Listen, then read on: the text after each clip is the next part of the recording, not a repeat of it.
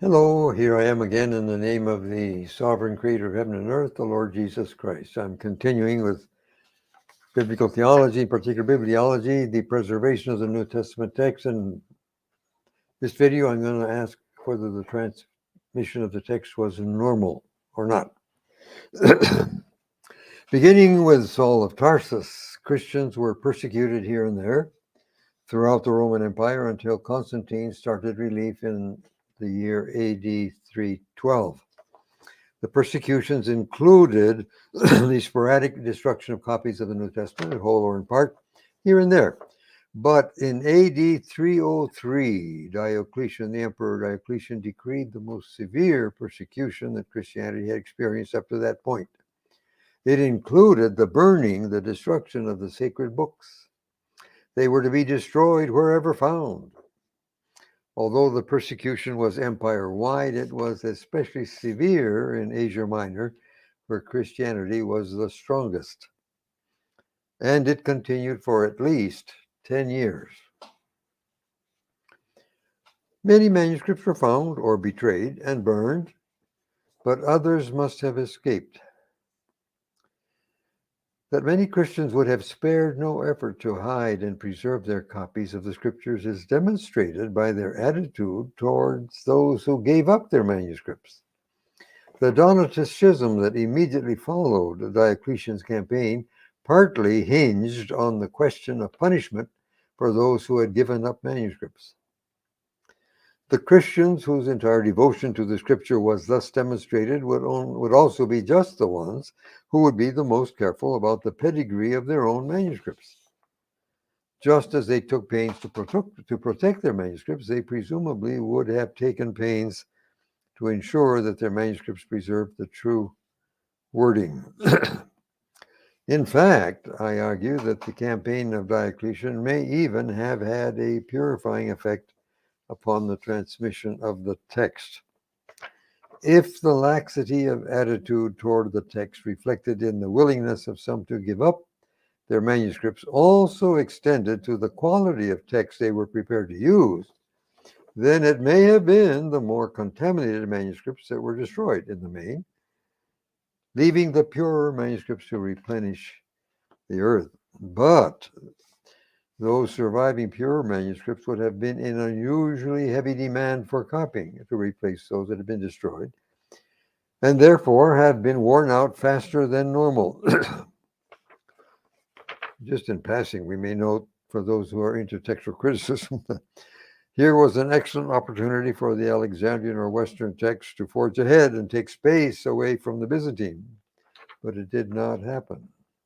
The church rejected those types of texts, that is to say, the Alexandrian Western.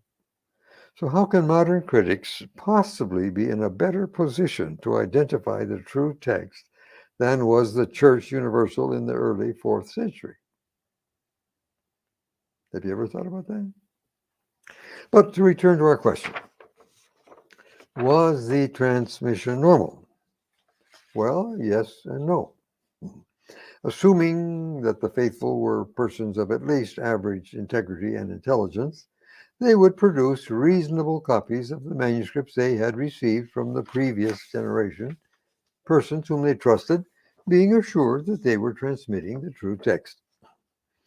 There would be occasional accidental copying mistakes in their work, but no deliberate changes. But there were others who expressed an interest in the New Testament writings, persons lacking in integrity who made their own copies with malicious intent. Well, there would be accidental mistakes in their work too, but also deliberate alteration of the text. I will trace first the normal transmission. We have seen that the faithful recognize the authority of the New Testament writings from the start. Had they not, they would have been rejecting the authority of the apostles and hence not have been among the faithful. To a basic honesty would be added reverence in their handling of the text from the start. And to these would be added vigilance, since the apostles had repeatedly and emphatically warned them against false teachers. With an ever-increasing demand and consequent proliferation of copies throughout the Greco-Roman world, and with the potential for verifying copies by having recourse to the centers still possessing the autographs, the early textual situation was presumably highly favorable to the wide dissemination of manuscripts in close agreement with the original text. By the early years of the second century, the dissemination of such copies can reasonably be expected to have been very widespread, probably thousands of copies, with the logical consequence that the form of text they embodied would early become entrenched throughout the area of their influence. The considerations just cited are crucial to an adequate understanding of the history of the transmission of the text because they indicate that a basic trend was established at the very beginning, a trend that would continue inexorably until the advent of a printed New Testament text. I say inexorably because, given a normal process of transmission, the science of statistical probability demonstrates that a text form in such circumstances could scarcely be dislodged from its dominant position. The probabilities against a competing text form ever achieving a majority attestation would be prohibitive no matter how many generations of manuscripts there might be. You can see the footnote there for the source of that information. It would take an extraordinary upheaval in the transmissional history to give currency to an aberrant text form. As we simply know of no place in history that will accommodate such an upheaval. There just simply never was one. The argument from probability would apply to secular writings as well as to the New Testament, and it does not take into account any unusual concern for purity of text. I have argued, however, that the early Christians did have a special concern for their scriptures, and that this concern accompanied the spread of Christianity. Thus, Irenaeus clearly took his concern for textual purity, which extended to a single letter, to Gaul, it's in France, and undoubtedly influenced the Christians in that area. The point is that the text form of the New Testament autographs had a big advantage over that of any secular literature, so that its commanding position would become even greater than the argument from probability would suggest, and all the more so if the autographs were published as multiple copies. I talked about that in an earlier video. The rapid multiplication and spread of good copies would raise to absolutely prohibitive levels the chances against an opportunity for aberrant text forms to gain any kind of widespread acceptance or use. I believe the argument from statistical probability given above is valid as it stands. However, I wish the reader to understand that I personally, reader or listener in this case, to understand that I personally do not think that the preservation of the true text was so mechanistic as the discussion above might suggest. From the evidence previously adduced, it seems clear that a great many variant readings, perhaps most of the malicious ones, that existed in the second century simply have not survived. We have no extant witness to them. We may reasonably conclude that the early Christians were concerned and able watchdogs of the true text. I would like to believe that they were aided and abetted by the Holy Spirit. In that event, the security of the text is considerably greater than that suggested by probability alone, including the proposition that none of the original wording has been lost, as I believe I have demonstrated elsewhere. It follows that within a relatively few years after the writing of the New Testament books, there came rapidly into existence a what we might call majority text, whose form was essentially that of the autographs themselves. This text form would, in the natural course of things, continue to multiply itself, and in each succeeding generation of copying would continue to be exhibited in the mass of extant manuscripts. In short, it would have a normal transmission. The law of supply and demand operates within the church as well as elsewhere.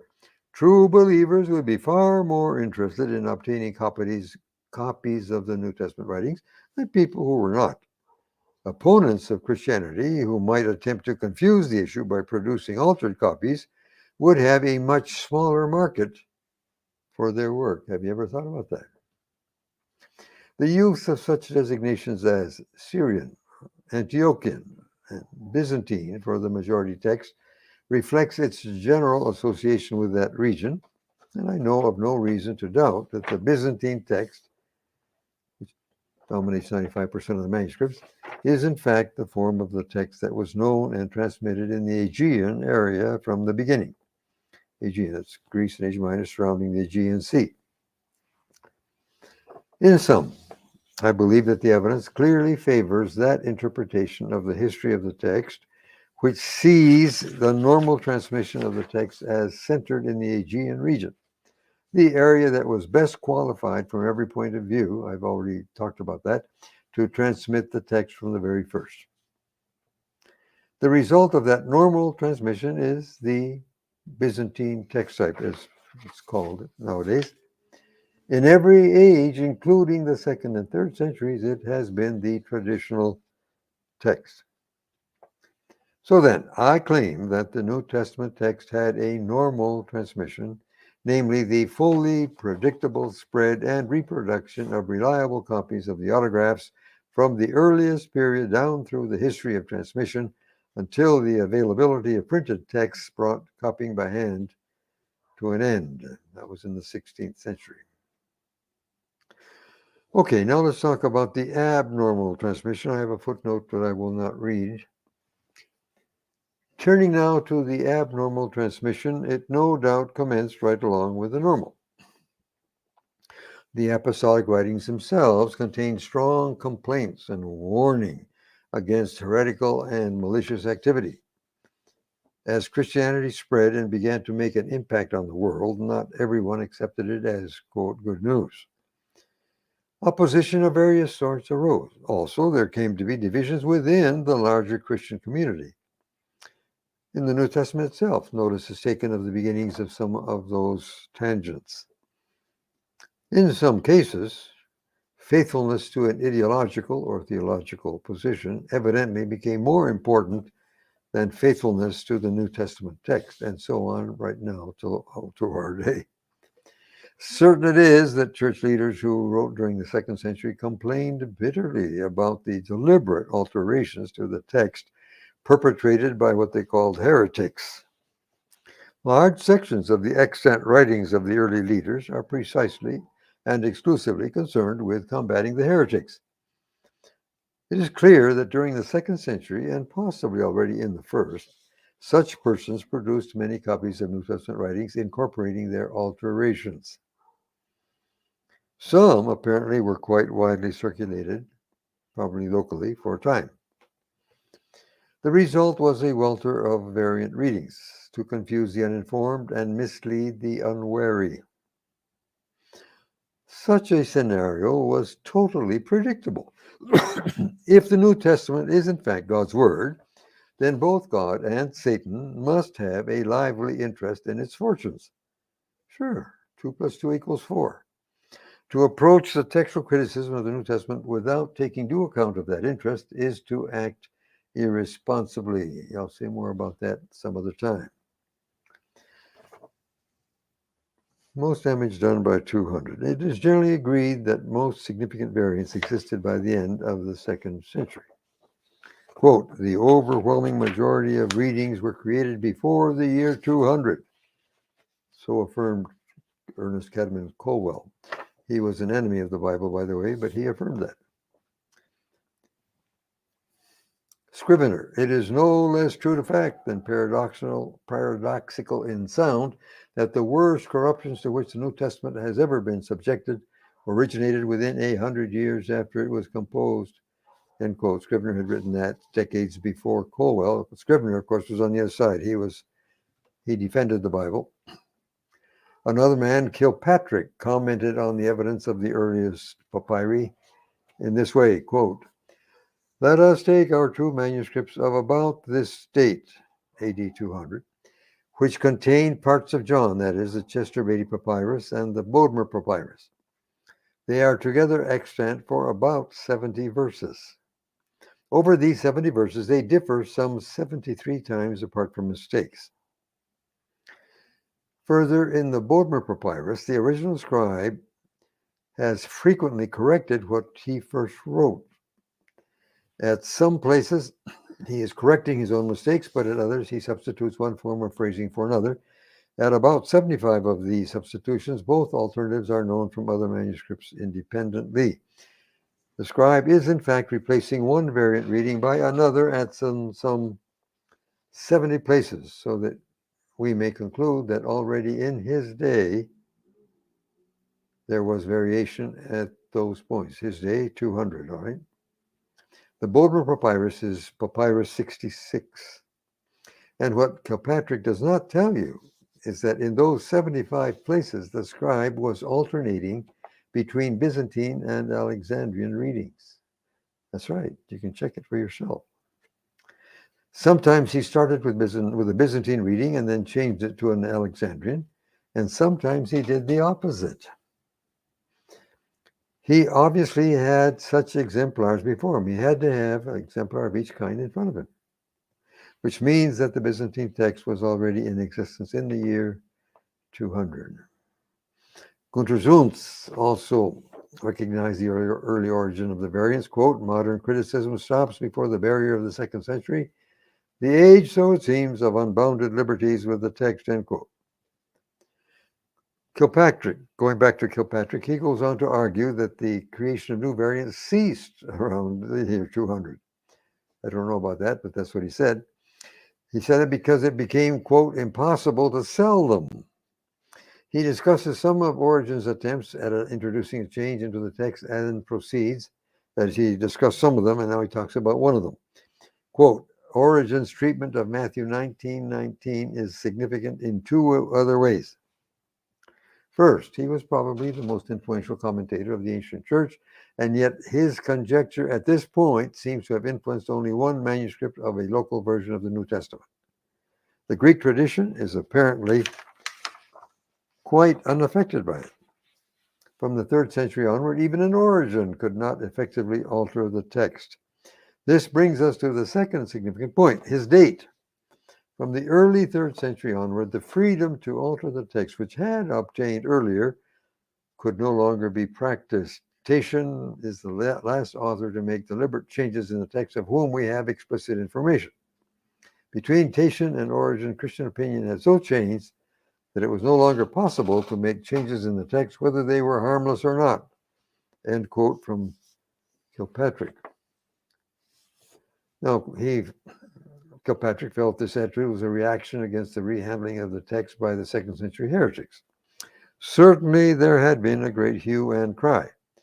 And whatever the reason, it does appear that little further damage was done after the year 200. I make my own observation. I believe we may reasonably understand that significant variants that first appear at a later date within extant manuscripts had actually been created much earlier. And my observation. However, please, attention, I certainly disagree with Kilpatrick's, quote, freedom to alter the text which had obtained earlier, end quote. There was no such freedom. It was the perversity of enemies of the truth. They produce aberrant text forms. The extent of the textual difficulties of the 2nd century can easily be exaggerated. Nevertheless, the evidence cited does prove that aberrant forms of the New Testament text were produced. Naturally, some of those text forms may have acquired a local and temporary currency, but they could scarcely become more than eddies along the edge of the majority river, if I can use that expression. Recall that the possibility of checking against the autographs or guaranteed copies must have served to inhibit the spread of such fabricated text forms. For example, Gaius, an Orthodox father who wrote near the end of the 2nd century, he named 4 heretics by name who not only altered the text but had disciples who multiplied copies of their efforts. Of special interest here is Gaius's charge that they could not deny their guilt because they could not produce the originals from which they had made their copies. Now, that would be a hollow accusation from Gaius if he could not produce the originals either. I have already argued that the churches in Asia Minor, for instance, did still have either the autographs or exact copies that they themselves had made and could guarantee. Thus, they knew absolutely what the true wording was and could repel the aberrant forms with confidence. A man like Polycarp would still be able to affirm in 150 AD, letter by letter, if need be, the original wording of the text for most of the New Testament books. And presumably his manuscripts were not burned when he was a few years later. Not only would there have been pressure from the autographs, but also the pressure exerted by the already established momentum of transmission enjoyed by the majority text form. As already discussed, the statistical probabilities militating against any aberrant forms would be overwhelming. In short, although a bewildering array of variants came into existence, judging from excellent witnesses, and they were indeed a perturbing influence in the stream of transmission, they would not succeed in thwarting the progress of the normal transmission. I want to talk now about the stream of transmission. Now then, what sort of a picture may we expect to find in the surviving witnesses on the assumption that the history of the transmission of the New Testament text was, in fact, predominantly normal?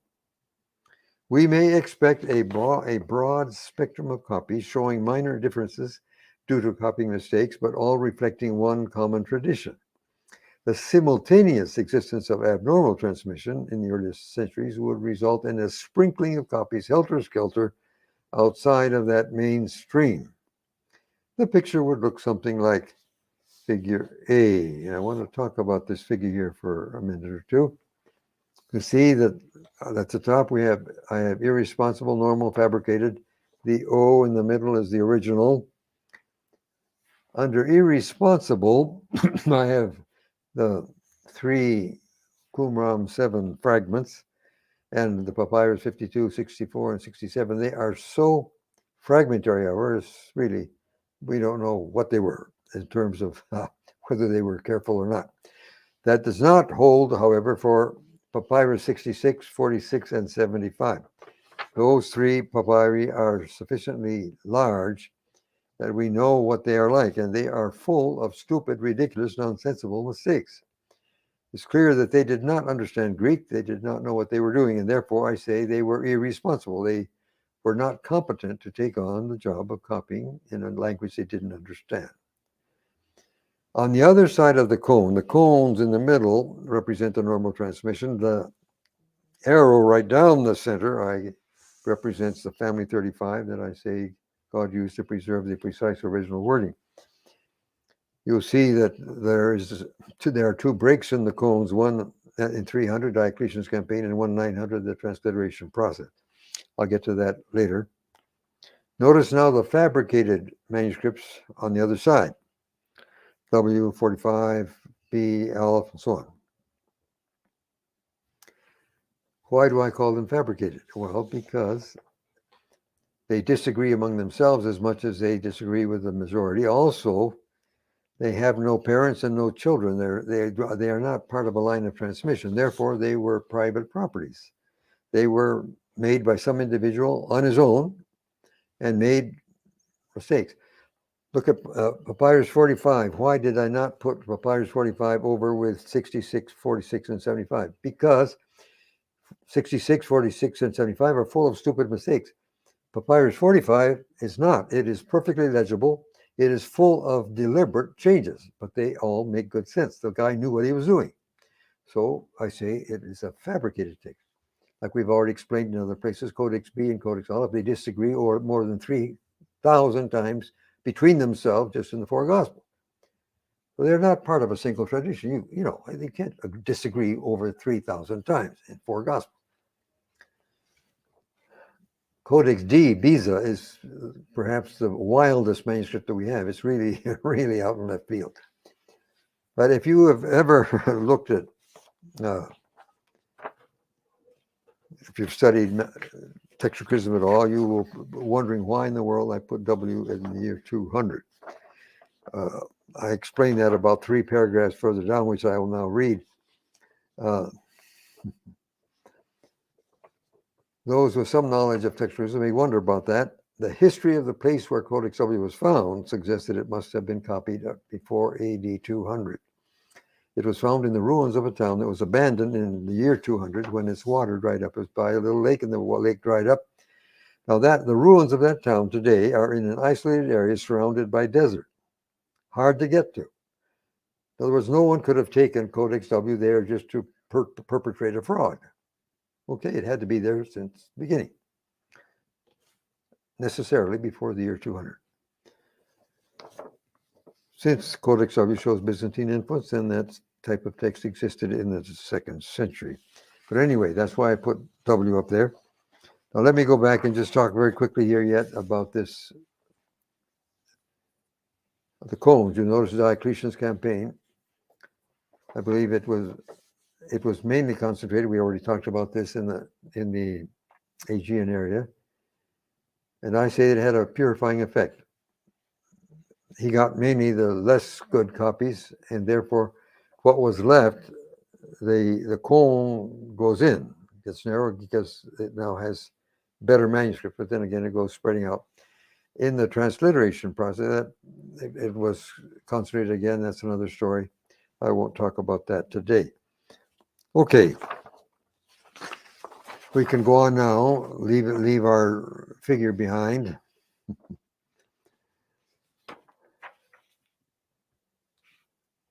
As the figure suggests, I've already talked about Diocletian's campaign, but I'll talk about it some more. I'll decir 3 parágrafos. I argue that Diocletian's campaign had a purifying effect upon the stream of transmission. How so? In order to withstand torture, rather than give up your manuscripts, you would have to be a truly committed believer, the sort of person who would want good copies of the scriptures. Thus, it was probably the more contaminated manuscripts that were destroyed in the main, leaving the purer manuscripts to replenish the earth. It's because they were used to copy, to replenish, and therefore worn out sooner. Now, unless you are into church history, you may not be aware of just what happened in Diocletian's campaign, but they would literally take a Christian leader in a town who would refuse to give up his manuscripts. They literally would tie him up, put a rope around his middle, put it over a branch, pull him up, dangling in the air, and under where he was, they would build a fire with a pan full of boiling oil. All right. The oil is boiling. And so then now they start lowering him. He doesn't have any shoes on.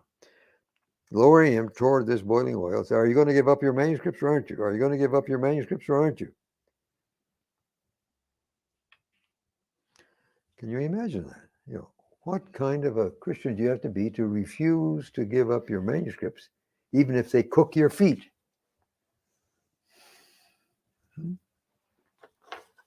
No, really. So I claim that campaign had a purifying effect on the stream of transmission. Okay, let's going back now to our text. I've already mentioned this in passing. Another consideration suggests itself.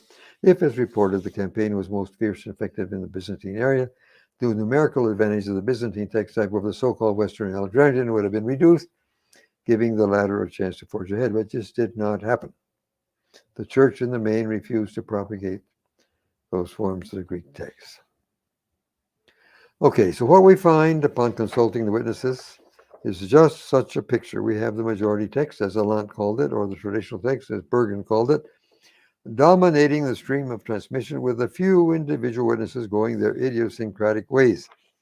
In chapter 4 of my Identity 4, or any of the earlier editions also, all the way back to 77, the first edition, chapter 4, I demonstrate that the notion of text types and recensions, as defined and used by Hort and his followers, is gratuitous. Epp's notion of streams fares no better. There's just one stream. Actually, it's a river with a number of small eddies along the edges. Now, when I say the majority text dominates the stream, I mean it is represented by about 95% of the manuscripts. However, actually, to be honest with you, such a statement is not altogether satisfactory because it does not allow for the mixture or shifting affinities encountered within the individual manuscripts. A better, though more cumbersome, way to describe the situation would be something like this. I don't guarantee accuracy. This is approximate, all right? But it's close. The numbers are close. 100% of the Greek manuscripts agree as to say 50% of the text. That's 50% of the words that make up the text.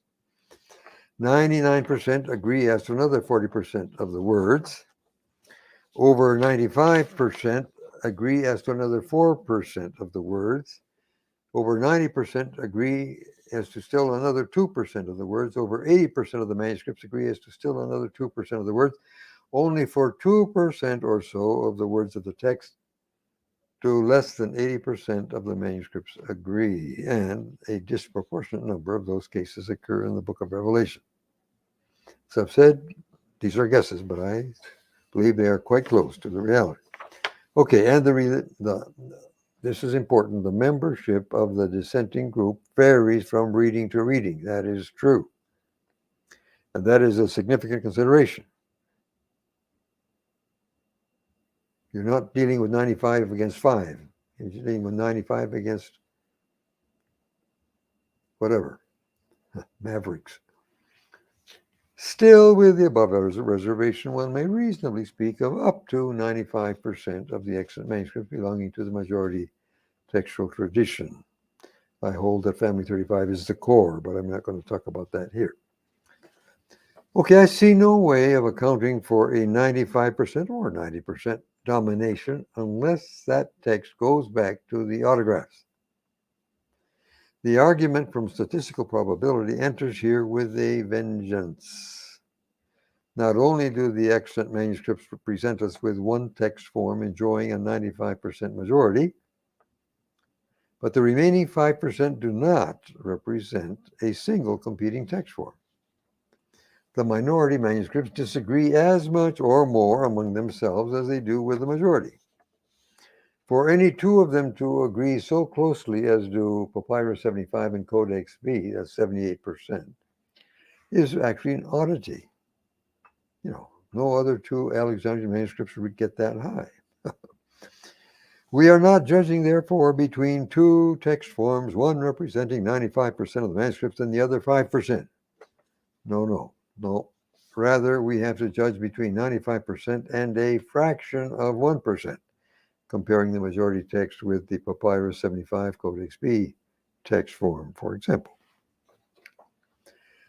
Candidly, to conclude, there is only one reasonable explanation for the majority text that has so far been advanced. It is the result of an essentially normal process of transmission, and the common source for its consensus is the autographs, the original writings. Down through the centuries of copying, the original text has always been reflected with a high degree of accuracy in the manuscript tradition as a whole. The history of the text presented above not only accounts nicely for the majority text, but it also accounts for the inconsistent minority of manuscripts. That inconsistent minority they are remnants of the abnormal transmission of the text, reflecting ancient aberrant forms. It is a dependence, attention please, it is a dependence upon such aberrant forms that distinguishes contemporary critical or eclectic editions of the Greek New Testament and the modern translations based upon them.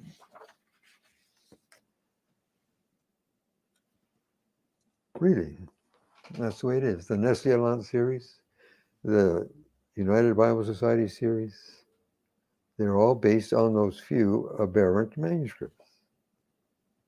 And calamitously, most of your modern versions are also based on those critical editions, Nestle-Aland or UBS. They're called critical, but in fact they are eclectic. They are patchwork quilts. I think just in Matthew, there are 39 places where that text prints the Greek text that is not to be found in any single manuscript. Really. It's a patchwork quilt, you know.